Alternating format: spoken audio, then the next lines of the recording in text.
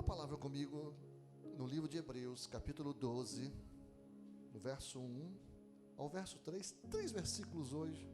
3 versículos, nós vamos dar uma passeada um pouquinho por esses 3 versículos.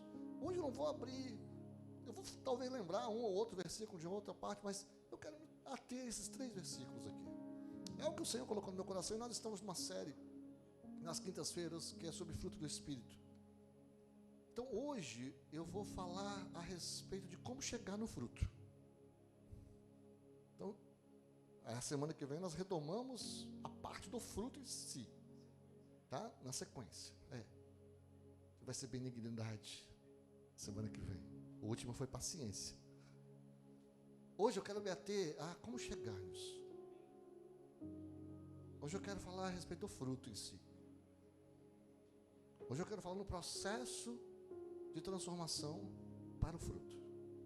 Ok? Então me permitam essa pausa temporária na série, né, dos gomos aí da laranja, que é o fruto do Espírito, representando, né, no caso aí, o fruto do Espírito. Hebreus capítulo 12, de 1 a 3, fala assim: portanto, nós também, uma vez que estamos rodeados por tão grande número de testemunhas, livremo-nos de tudo que nos atrapalha e do pecado que nos envolve, e corramos com perseverança a corrida proposta para nós, tendo os olhos fitos em Jesus, autor e consumador da nossa fé. Ele, pela alegria que lhe fora proposta, suportou a cruz, ao desprezar a vergonha, e assentou-se à direita do trono de Deus. Pensem bem naquele que suportou tal oposição dos pecadores contra si mesmo, para que vocês não se cansem nem desanimem. E aqui eu já quero fazer uma leitura reversa aqui, tá? Vamos lá. Para a gente não se cansar e para a gente não desanimar, nós temos que colocar Jesus dentro da nossa cabeça.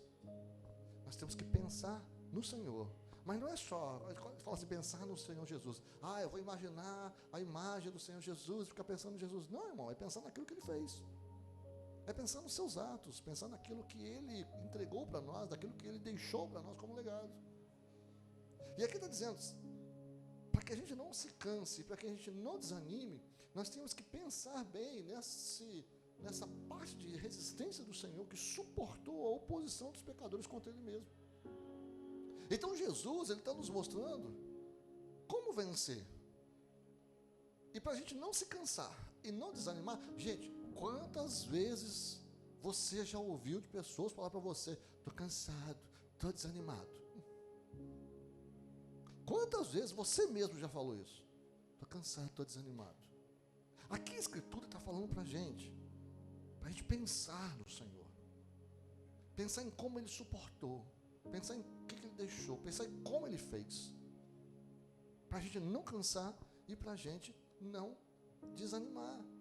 E aí, ele fala o seguinte, que pensando no Senhor Jesus, Ele suportou tudo pela alegria do que Ele via depois da cruz. Veja, até a cruz, Jesus, Ele transformou.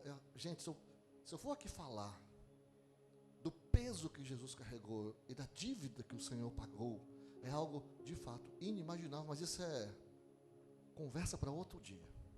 O que eu quero me ater aqui é, até a cruz, que foi algo inimaginável, algo com um peso fantástico, que somente o Senhor poderia fazer, Jesus, Ele suportou, Ele passou por tudo isso, porque na visão dele, Ele estava vendo depois, Ele estava vendo a obra pronta, Ele estava vendo as coisas que viriam a ser depois, sabe? É como uma mãe que tem as dores de parto, e para os homens isso daí eu sei que a gente só tem teoria, né?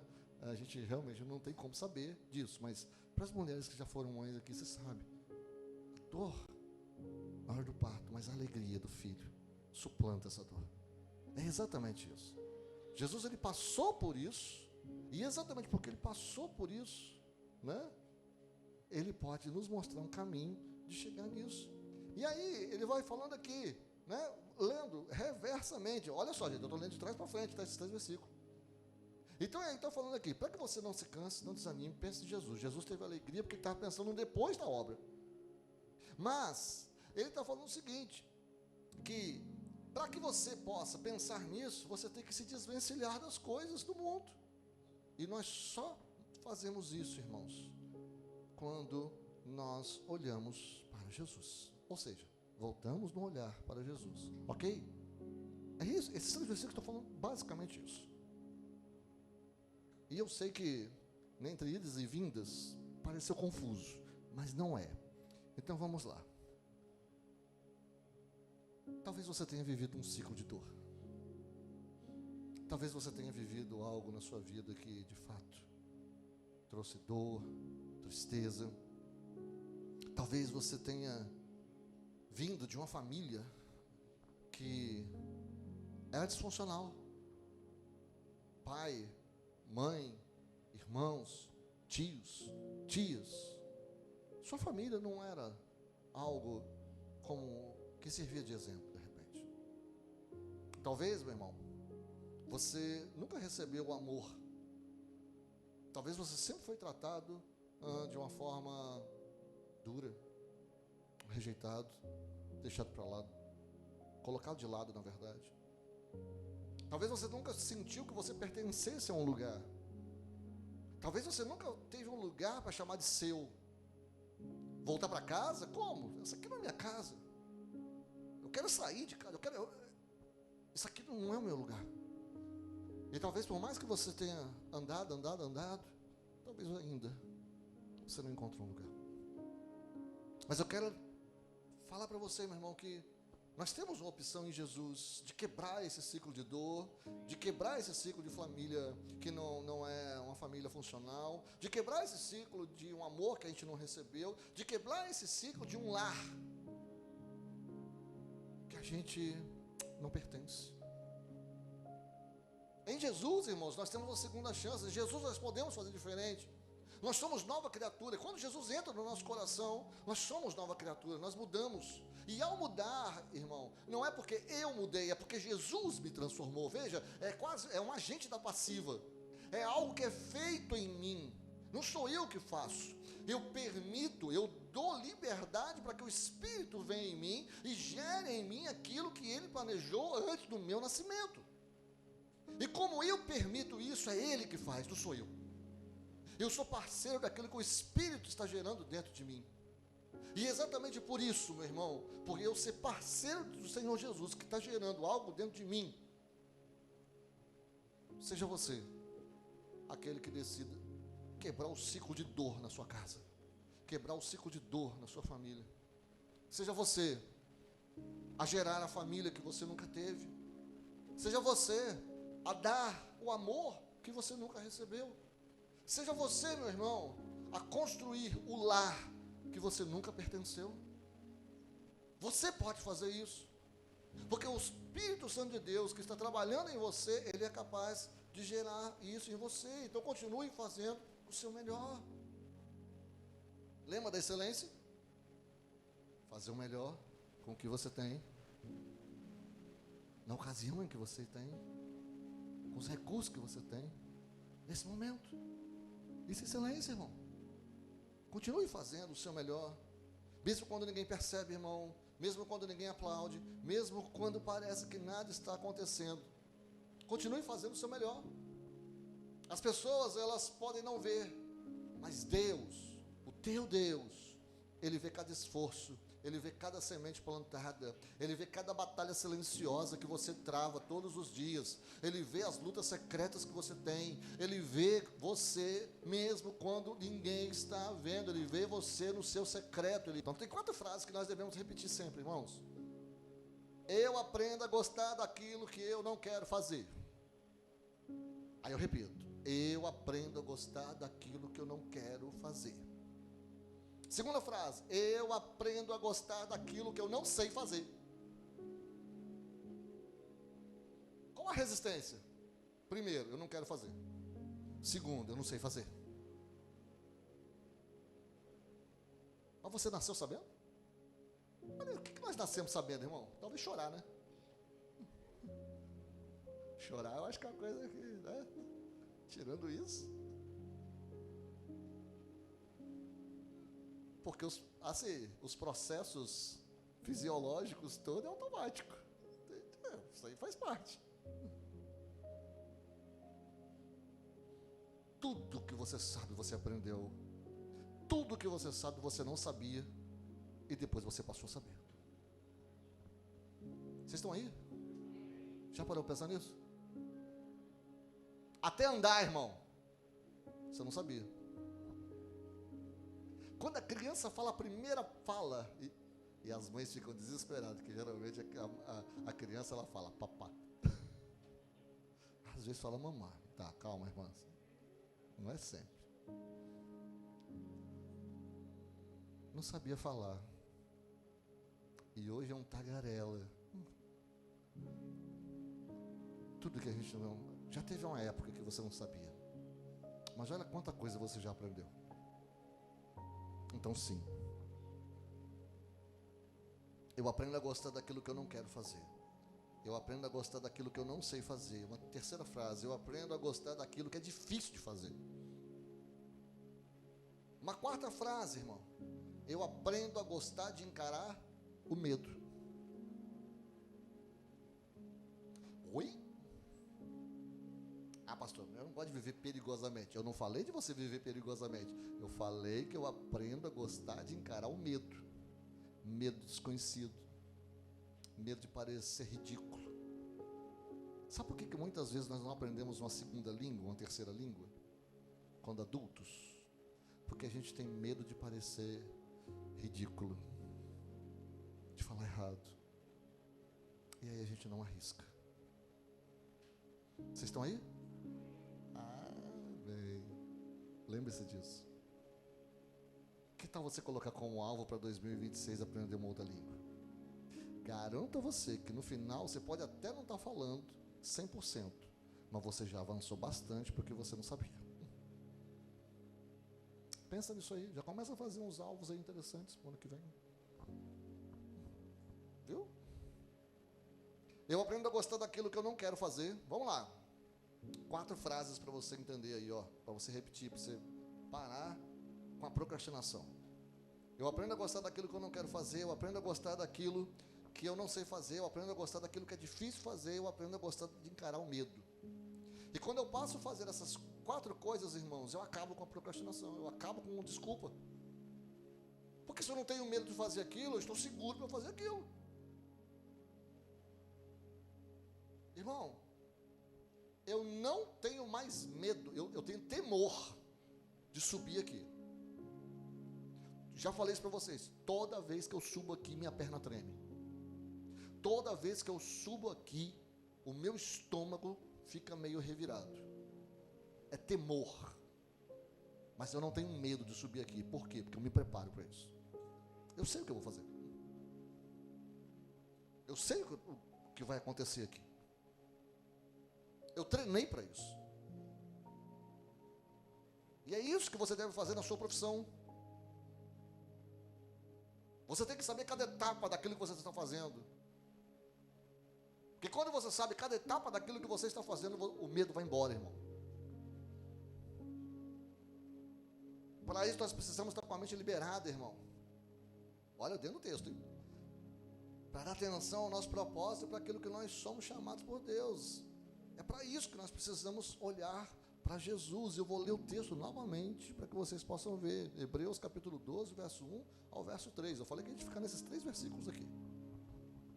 Eu nem estou dando muito spoiler de outros textos, porque eu quero concentrar nesses 3 textos aqui especificamente hoje. Geralmente vocês sabem que eu falo 10, 12, 20, já mandei para o pessoal da mídia aí uns 20 textos a mensagem uma vez. Mas hoje eu quero me ater nesses 10 versículos aqui, irmão. Portanto, também nós, uma vez que estamos rodeados por tão grande número de testemunhos, livremo-nos de tudo que nos atrapalha e do pecado que nos envolve, e corramos com perseverança a corrida proposta para nós. Tendo os olhos fitos em Jesus, o autor e consumador da nossa fé, ele, pela alegria que lhe fora proposta, suportou a cruz, ao desprezar a vergonha, e assentou-se à direita do trono de Deus. Pensem bem naquele que suportou tal oposição dos pecadores contra si mesmo, para que vocês não se cansem nem desanimem. Então a saúde mental, irmão, a saúde da mente, ela tem 4 passos aqui. Eu quero compartilhar com vocês bem rapidinho, para que você possa entender, para que você possa praticar, para que você possa colocar em aula, segundo a palavra de Deus. Primeiro passo, irmão, para que você tenha uma saúde na sua mente, e quando eu falo mente, irmão, é a saúde do seu coração, é a saúde do seu sentimento, é uma saúde que vai extrapolar simplesmente essa busca por um ideal de não ficar resfriado, não estar no hospital. Não, não é isso. É uma paz para que você possa dormir bem, trabalhar bem, ter bom relacionamento, sabe? Isso é saúde, tá? Então, o primeiro passo para você ter uma saúde, e olha que nós estamos falando de não procrastinar, tá? Lembra lá, né? Beleza, para de reclamar. Primeira coisa, para de reclamar, irmão. Porque tudo que você pensa, tudo que você verbaliza, tudo que sai da sua boca, e o que sai da sua boca provém do coração, chegará até você. Então, se você está murmurando, se você está reclamando, se você está destilando fel, esse fel, ele vai chegar até você, ele vai voltar para você.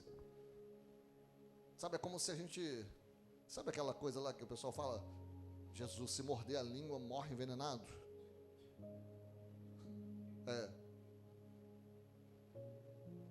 O fundo de razão é isso mesmo. A murmuração é pecado. Por quê? Porque a murmuração esvazia Deus, tira o poder de Deus. A murmuração, ela coloca dúvida. A murmuração, ela faz com que a gente duvide do poder do Deus que tirou a gente das trevas e nos trouxe para a luz da palavra. Então, a primeira coisa é, para de reclamar. Você não é vítima. Vou repetir. Você não é vítima. Você é filho de Deus. Você é príncipe e princesa do Senhor. Você é chamado para fazer grandes coisas. Deus te escolheu antes do seu nascimento. Você não é vítima. Pode até ter acontecido coisas com você, meu irmão, mas você, a partir do momento em que recebeu Jesus no seu coração, você passa a ser senhor dos seus destinos. Porque o seu Senhor vai fazer com que você chegue até onde Ele planejou que você chegasse. Vocês estão entendendo aí, amém? Não importa o que aconteceu com você. Não importa o que fizeram com você. Em Jesus nós temos uma segunda chance. Em Jesus nós podemos fazer, meu irmão, as coisas acontecerem dentro do sonho que Deus colocou dentro de nós. Nós podemos construir a família que nós sempre quisemos, nós podemos construir a profissão que nós sempre quisemos, nós podemos construir os sonhos de propósito que nós sempre quisemos. Nunca se esqueçam disso. Essa é a verdade do Evangelho. Ok? Amém? Quanto mais você reclama, meu irmão, mais problema você terá. Reclamação atrai problema. Ok? Então, a primeira coisa para você ter uma saúde mental poderosa é parar de reclamar. Quando a gente reclama, irmão, a gente é como se estivesse colocando carga, um peso sobre nós. É muita negatividade junto. Sendo que Jesus já carregou nosso peso. Jesus já levou embora, entendeu? Você quer reclamar? Tá, quando é que eu posso reclamar, pastor? Não posso reclamar? Pode. Quando? Em oração. Vai para o joelho, fala com Deus, lança sobre Ele aquilo que está afetando seu coração, lança sobre Ele e fala. Se você lê os Salmos, irmão, se você não sabe como orar, lê os Salmos. Lá Davi e os salmistas, eles falam coisas, você fala assim, não é possível que está falando um negócio desse. Isso não é cristão, não. Não, não é não. Esse é um coração que está cheio de fé, mas que está falando no lugar certo. Vocês entenderam aí? Amém? Se você quiser falar coisas, fala para Deus. Ele aguenta. É melhor do que você falar para o seu marido, melhor que você falar para sua esposa, melhor que você falar para o seu filho, melhor que você falar para o seu pai. Fala com Deus. Viu? Ele aguenta. Fica tranquilo. Segundo passo, meu irmão, pare de se justificar.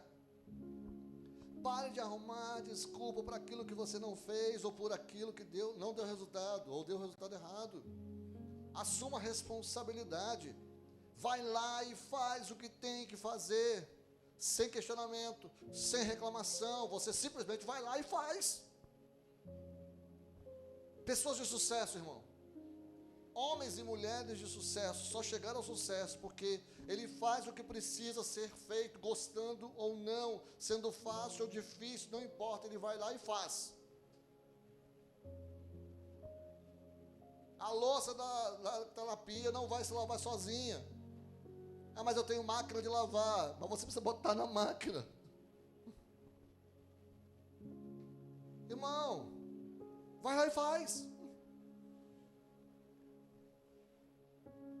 Eu aqui na igreja eu posso ficar reclamando, chorando, ou então eu vou lá e faço. Eu prefiro fazer.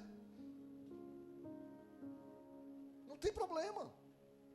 Sem desculpa, sem justificativa, irmão. Vai lá e faz. Pare de se justificar. Pare de ficar dando desculpa. Você vai ver que sua mente vai ficar livre. Terceiro passo, irmão. Esse passo aqui é interessante. Pare de olhar para a vida dos outros. Jesus. Eu vou ter que parar de ver Instagram, então. O que é o Instagram, irmão? Você já reparou? É a vida dos outros. Sabe qual é o problema de ficar olhando a vida dos outros? É que a gente perde o foco da nossa. Esse é o problema. A gente olha para o outro e esquece da nossa. Então para de olhar para o outro, irmão. Quando a gente deixa de olhar para o outro, a gente volta a olhar para nós mesmos e a gente lembra de quem nós somos e daquilo que precisa ser feito. E muitas vezes nós não fazemos porque fulano está fazendo. Eu vou falar igual minha mãe fala comigo e o meu pai: você não é filho de todo mundo. Dona Denilson falava assim comigo e fala, hoje ela não fala mais porque eu não dou mais motivo para ela falar. Você não é filho de todo mundo. Você é meu filho, vem cá. E se eu não ia, o drone vinha. O chinelo voava. Aleluia. Gente, essas histórias de criança é verdade, tá? Eu sei que hoje não é assim, né? Hoje não é, mas funciona. Mas era assim, era verdade, é verdade. É verdade.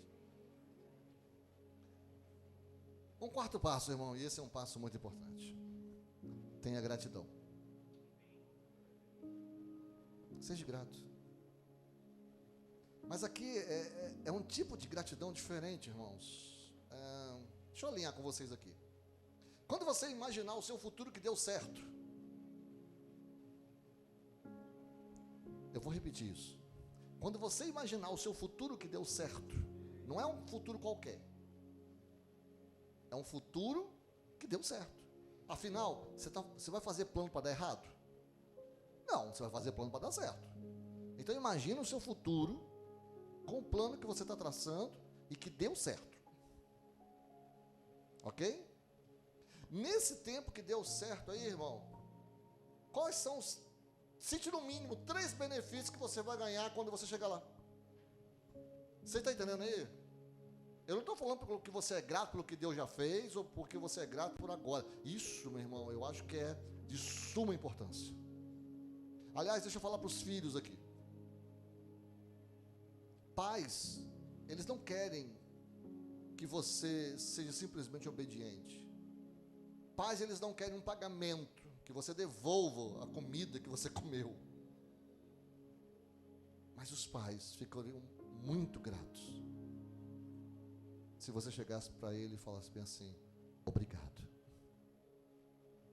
Obrigado, pai. Obrigado, mãe. Isso é algo que toca o coração de um pai e de uma mãe. Fica a dica para os filhos. Você não precisa fazer muita coisa. É só um obrigado. Tá? Então assim, quando você chegar lá, irmão, na sua mente, no seu plano, agradeça. Veja 3 benefícios que você vai ter quando você chegar lá. Como vai ser a sua vida, irmão? Quando esta bênção que você está desejando e que você está agradecendo como real nesse momento Qual é o benefício que isso vai trazer para você? Sabe o que é isso? É você trazer à existência aquilo que não existe. Isso é agir por fé. Você está pegando uma coisa que ainda não é e tratando como se já fosse. Isso é fé. Fé, meu irmão, é você olhar para o futuro e trazer para agora algo na sua mente, no seu coração, e agradecer a Deus por isso. Aí você gera onde? No seu coração. Você gera onde? Na sua mente. E assim como você pensa, assim é. Vocês estão entendendo aí? Amém? Faz sentido o que eu estou falando? Eu sei que faz.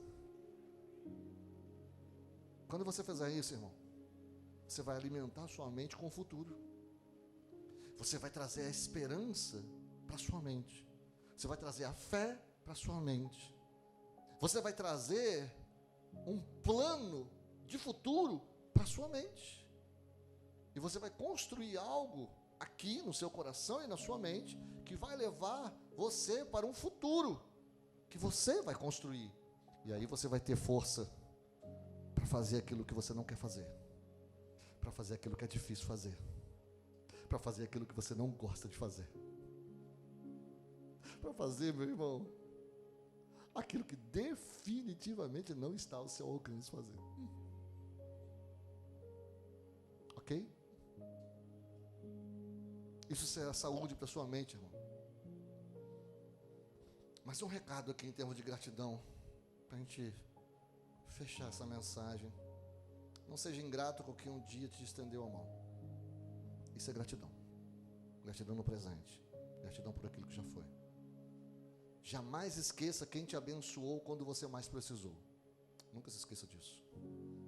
Nunca traia, irmão, quem abriu a porta da sua casa, com quem abriu a sua mesa, dividiu a sua mesa com você e te chamou de família.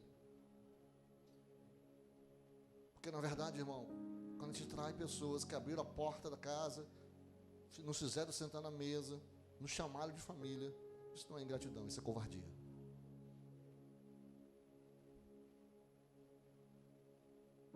E lembre-se de uma coisa, irmão.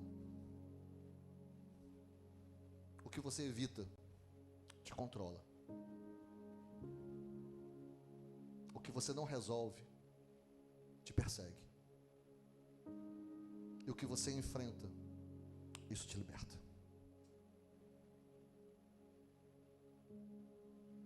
Então não evite as coisas que você não sabe, não quer, ou tem medo. Porque isso vai te controlar. Resolve, irmão, as coisas, porque senão essas coisas vão te perseguir. Elas vão voltar contra você.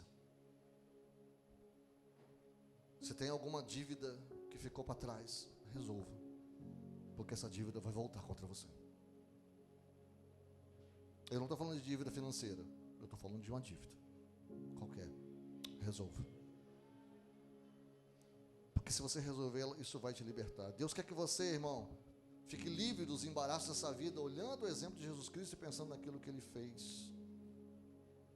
O verso 3 diz assim, de Hebreus 12: pensem bem naquele que suportou tal oposição dos pecadores contra si mesmo, para que vocês não cansem e não desanimem.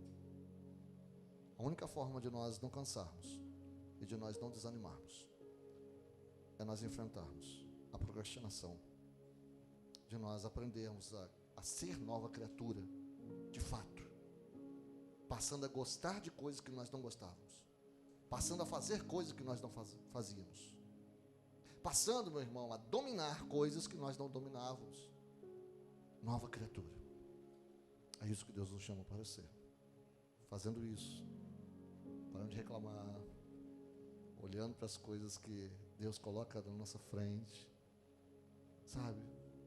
Nós vamos chegar até o propósito que Deus plantou no coração. Amém?